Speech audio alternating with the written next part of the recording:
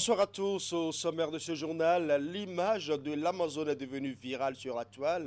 Ce monument, symbole identitaire en représentation des femmes guerrières du royaume de Dahomey qui dresse actuellement les premières lignes de son portrait à quelques encablures de la présidence de la République du Bénin, continue de susciter admiration et curiosité sur les réseaux sociaux.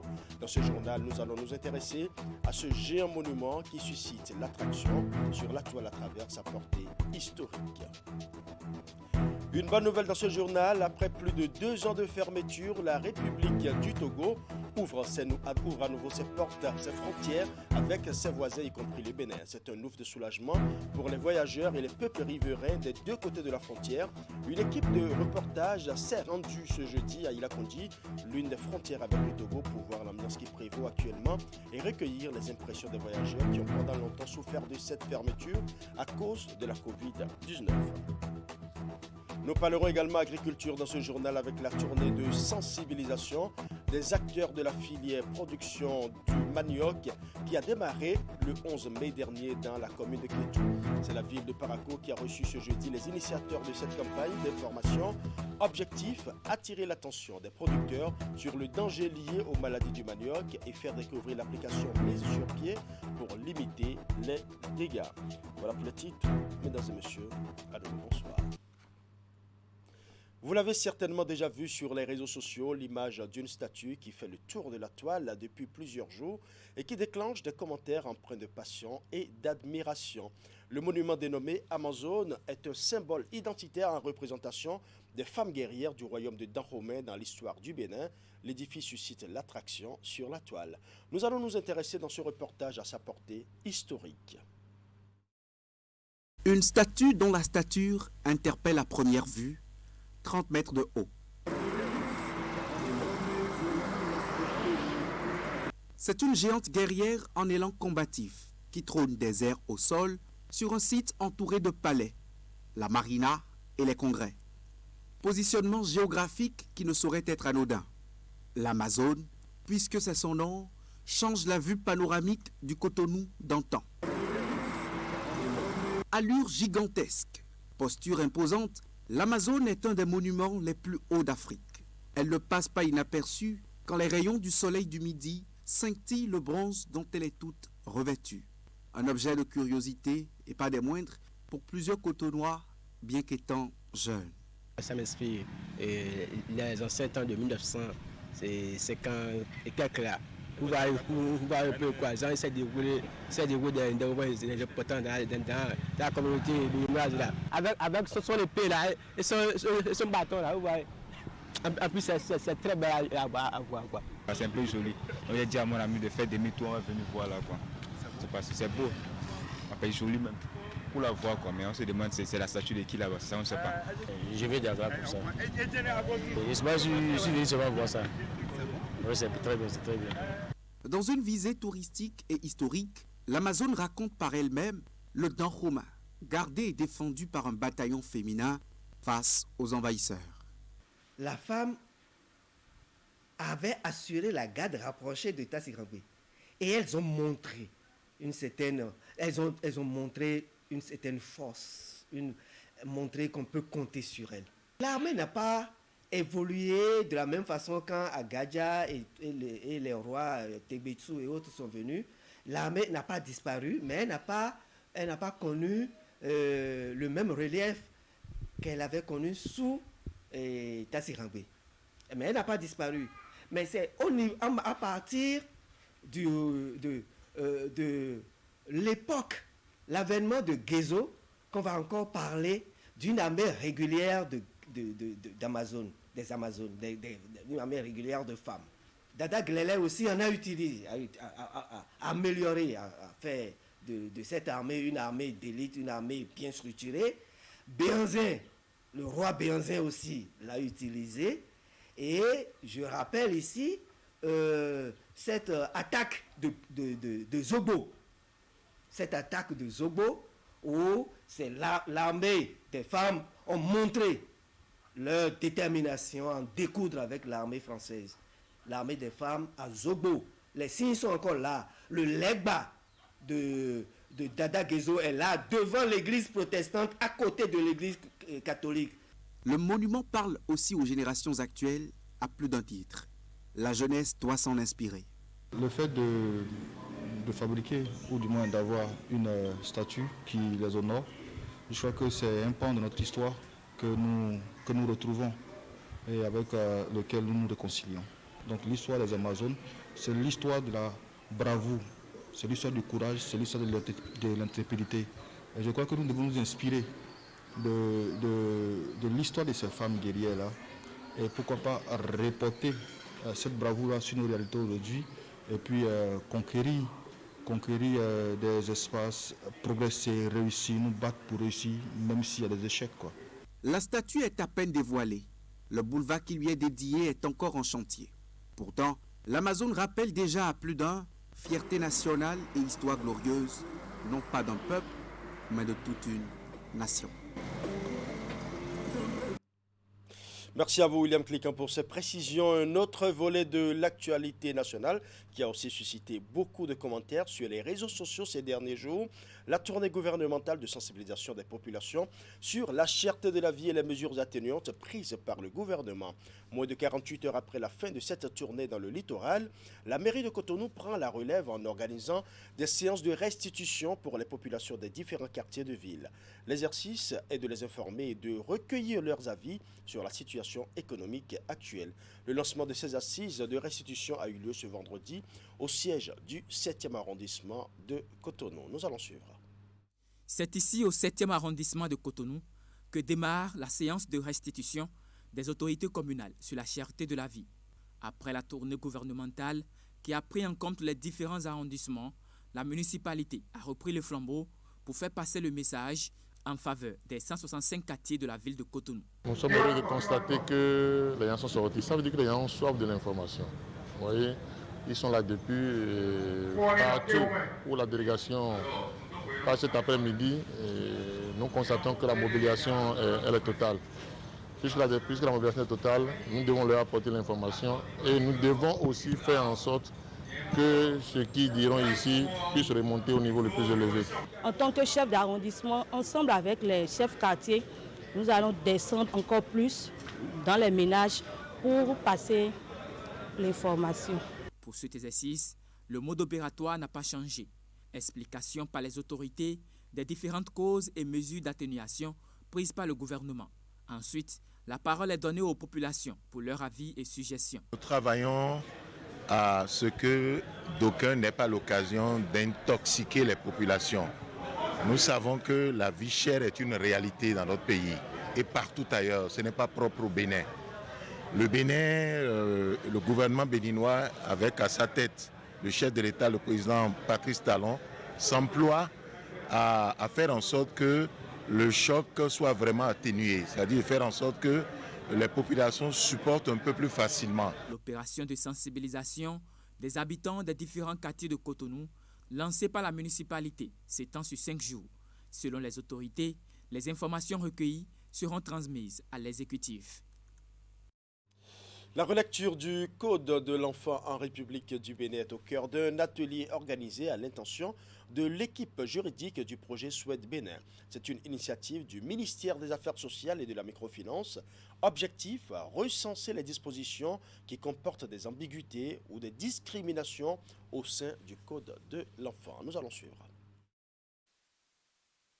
Ce conclave entre membres de l'équipe juridique du projet Souhaite Bénin est un nouveau pas vers la mise aux normes nouvelles du Code de l'enfant en vigueur au Bénin depuis le 8 décembre 2015. Il est organisé à l'hôtel Bel Azur de Grand Popo. L'objectif des travaux, qui couvrent 5 jours, est le recensement des dispositions qui comportent des ambiguïtés ou des discriminations au sein de ce code.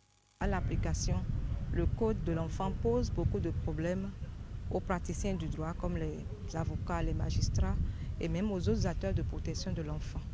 Et tout le temps confrontés à ces problèmes, même au niveau du ministère des Affaires sociales et de la microfinance, nous avons alors eu l'idée de relire l'ensemble du Code de l'enfant pour mieux l'adapter à la protection de l'enfant. L'atelier est initié par le ministère des Affaires sociales et de la microfinance avec le financement du projet Souhaite Bénin, autonomisation des femmes et dividendes démographiques au Sahel. La protection sociale de l'enfant, la protection pénale de l'enfant, la protection juridique de l'enfant, l'identification de l'enfant sont entre autres les thématiques à aborder durant les travaux. Ces préoccupations qui peuvent varier d'un acteur à un autre selon le secteur considéré, auxquelles s'ajoutent les innovations des réformes législatives au Bénin depuis 2021, motivent la présente session de relecture du dit Code. Mesdames et messieurs, les attentes de cet atelier se rapportent essentiellement à l'examen minutieux du Code de l'enfant, au recensement également de toutes les dispositions qui comportent encore des discriminations à l'égard des enfants, au regard de la situation globale actuelle de la protection de l'enfant au Bénin, à la lecture croisée du Code de l'enfant avec les nouveaux textes adoptés en 2021 et enfin à des propositions concrètes de reformulation. Pour une meilleure protection des droits de la personne humaine, il faut une adaptation des lois au contexte évolutif. Il est à souligner que le Code de l'enfant est le principal texte de loi qui encadre la protection et la promotion des droits de l'enfant au Bénin. Eh bien, je l'annonçais en titre, c'est une bonne nouvelle pour les peuples frères du Bénin et du Togo. Après plus de 2 ans de fermeture, la République du Togo ouvre à nouveau ses frontières avec ses voisins, y compris le Bénin.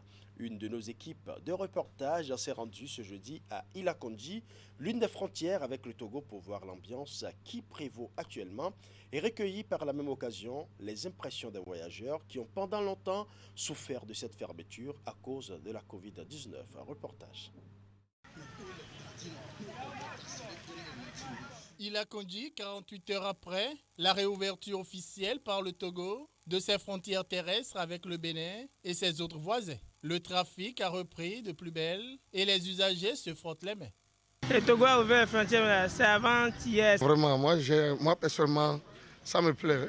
J'ai un grand intérêt même parce que ça va encore réactiver les activités. Nous remercions Dieu qu'on nous a ouvert la frontière. On a trop souffert sur ça. On a prié Dieu pour ça et Dieu a fait. Nous le bénissons. Si du côté du Bénin, la frontière est restée ouverte, du côté du Togo, tel n'était pas le cas depuis plus de 2 ans. Raison évoquée de cette fermeture par le gouvernement togolais, la lutte contre l'épidémie de coronavirus. Passer de l'autre côté de la frontière, tant pour les commerçants, les conducteurs, que pour les riverains, était un calvaire. L'activité économique était au ralenti. Avant, ce n'était pas possible. Maintenant que la frontière est ouverte, maintenant c'est possible pour que tout aille dans la normale. En fait, quand la frontière était fermée, on a remarqué que pour voyager, ça fait dépenser aux gens. Et beaucoup de gens se sont reposés. Pour l'ouverture, on a commencé à ce qu'il y a du monde. La frontière était fermée, ça fait un moment. Mais en ces derniers temps, maintenant, le Togo a laissé la frontière ouverte et puis la circulation est un peu dense. La circulation est donc désormais libre pour les voyageurs. Mais il faudra montrer à chaque fois patte blanche à travers la présentation d'une preuve de vaccination. Je vois que tout se passe à la normale et nous n'avons pas de soucis pour le moment. Non, si tu montres les cartes d'identité, tu vas passer simplement. Pour traverser la frontière, déjà au niveau du Togo, il faut les formalités douanières, les formalités policières au niveau du parking et les formalités des personnes au niveau de l'immigration. À l'immigration, vous donnez votre passeport, vous prenez le cachet. Bon, ils contrôlent si certains sont soumis. Ceux qui sont soumis au visa, ils prennent leur visa. Et ceux qui ont besoin de cachet, on leur donne le cachet pour pouvoir faciliter leur passage. Et ce qui est important, ceux qui vont présenter leur carnet vaccinal et au niveau de la santé. Et la santé contrôle tout. Si tu es dans les normes, on te fait passer. Plus besoin donc pour les usagers de cette frontière de se frayer un chemin à travers des ruelles tortueuses pour se rendre au Togo ou venir au Bénin. La voie normale est grandement ouverte.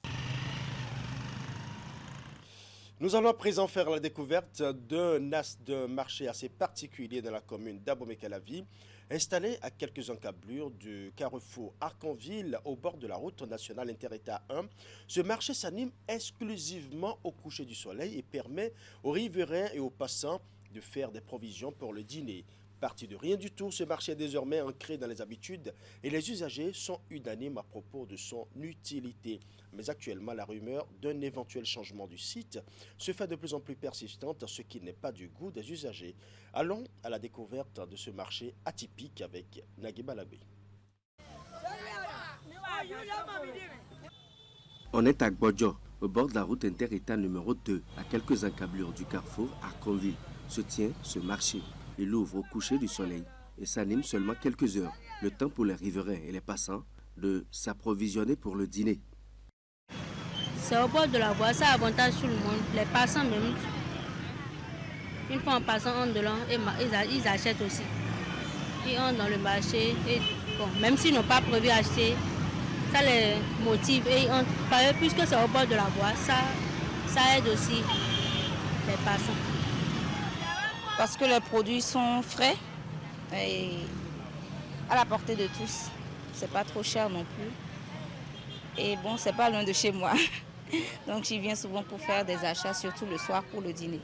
Ils sont un peu moins chers. Et ils ne sont pas égoïstes. Là-bas, souvent, quand tu vas acheter, ils se prennent, tu veux pas. Genre, tu veux discuter, le truc est à 6 ans, tu veux discuter 400, ils vont dire, et ils ne sont pas ça. Or, ici, facilement, tu achètes. Ils sont un peu égoïstes là-bas. Moi, je n'aime pas quand même. Ici, je préfère ici. C'est mon marché quand même. Ça se tient la nuit, c'est bien. C'est pas forcément la nuit, mais déjà à partir de 16h, ce marché se tient. Et c'est bien parce qu'on n'a pas toujours le temps de venir faire le marché en journée. Et déjà le soir, si le marché se tient encore, ça nous arrange. Parce qu'à tout moment, tu peux rentrer acheter un truc vite fait au marché. Donc c'est toujours mieux. Tout le monde n'a pas le temps de faire les courses en journée. Donc c'est un peu ça. Né de la nécessité pour ces vendeuses de poissons frais, autrefois à la sauvette, de se trouver un site, le marché de Gbodjo finit par s'installer durablement. On y trouve fondamentalement du poisson de pêche et tout ce qu'il faut pour une cuisine rapide.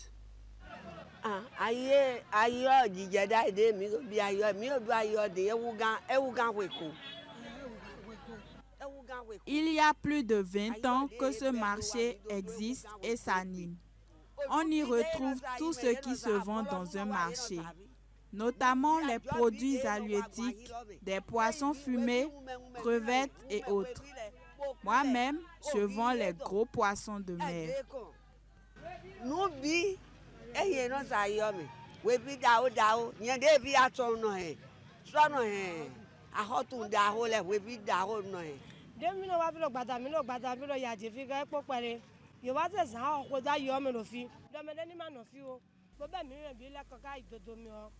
Au début, nous nous en sortions ici quand on nous a débarqué pour un site de fortune dans la descente, de l'autre côté de la route.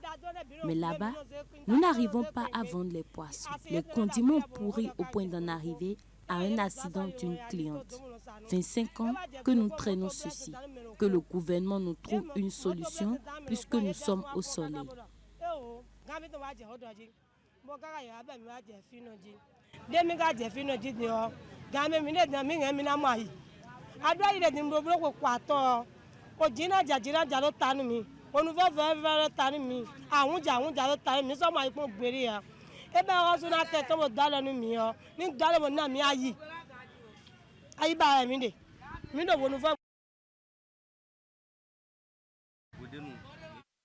Ni hangar, ni baraque.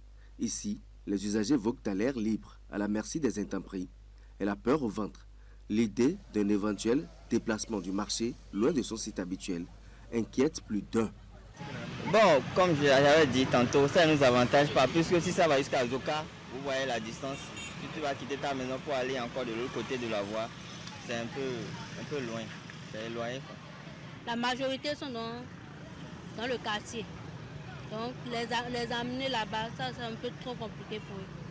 Et pour nous les acheteurs, bon, ça peut avantager certaines personnes et ne pas avantager d'autres. Il y a d'autres qui habitent la zone et d'autres qui sont aussi peut-être dans la Zoka ça va les avantager. Mais nous qui sommes ici, ça ne va pas nous avantager.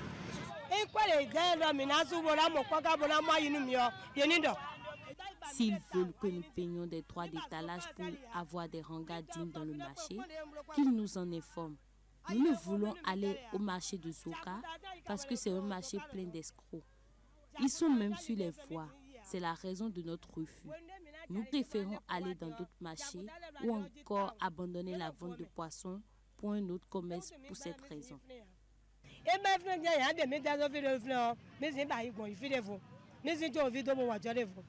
Sur la question, les usagers sont unanimes. Déplacer ce marché loin d'ici, c'est lui ôter son âme, même si la nécessité se fait plus accrue de trouver un site et d'y installer un minimum d'infrastructures. En attendant, on fait avec. Nous allons à présent parler de cette tournée de sensibilisation des acteurs de la filière production du manioc qui a démarré le 11 mai dernier dans la commune de Kétou. C'est la ville de Parakou qui a reçu ce jeudi les initiateurs de cette campagne d'information. L'objectif de cette tournée est d'attirer l'attention des producteurs sur le danger lié aux maladies du manioc et faire découvrir l'application mise sur pied pour limiter les dégâts. C'est à travers un atelier organisé dans la salle de conférence du centre Guiriobé de Parakou. Voici le compte rendu. Ensemble, sauvons le manioc. C'est le thème central de cet atelier de sensibilisation qui a réuni à Parakou divers acteurs du secteur de la production de manioc. Il s'agit de la 3e et avant-dernière étape d'une tournée nationale de sensibilisation initiée pour attirer l'attention des acteurs sur les dangers liés aux maladies virales du manioc. De 2015 à 2022, les prospections conduites par WebBenin avaient permis de confirmer l'incidence très élevée de la mosaïque du manioc dans notre pays. Le manioc constitue un aliment de base pour près de 500 millions d'Africains, d'où la nécessité pour les initiateurs de vulgariser les mesures prises pour freiner la saignée. Ceci passe, selon eux, par la promotion de l'usage de l'application Plan Village Nourou et la sensibilisation de l'opinion publique. On a souvent dit que la recherche ne reste que dans les laboratoires des chercheurs. Je pense qu'on a décidé au niveau des 10 pays, pilotant ce programme, de porter nos résultats à la connaissance des grands utilisateurs que sont d'abord les producteurs, les transformatrices et les commerçants. Et lorsque nous voyons des initiatives comme celle-là et qui permettent donc de rencontrer les acteurs et de restituer les fruits de la recherche qui peut aider à trouver des solutions aux problèmes du terrain, on ne peut pas rester sans admirer ces initiatives. Venus de toutes les localités du Septentrion, les participants à cet atelier de formation y trouvent un intérêt absolu. C'est une activité qui vient à point nommé donner de réponse à leurs diverses inquiétudes liées à la production du manioc au Bénin. C'est une initiative très louable qui va nous permettre de donner des réponses aux maladies que nous observons sur le manioc. Je pense qu'après cet atelier, nous allons essayer de former tout le personnel de la cellule communale de Parakou qui, dans leurs interventions sur le terrain, pourront aider les producteurs à utiliser les produits selon ce qu'il serait dit pour pallier aux problèmes. La présente tournée qui a permis aux acteurs de suivre des communications sur plusieurs thématiques a également permis de faire une visite dans un champ de manioc. Elle se poursuit et prendra fin le 27 mai par l'étape d'Abomey-Calavi. Voilà, ainsi se referme ce journal. Merci pour votre aimable attention. Tout le plaisir était pour moi de rester en votre compagnie. Bon début de week-end à toutes et à tous.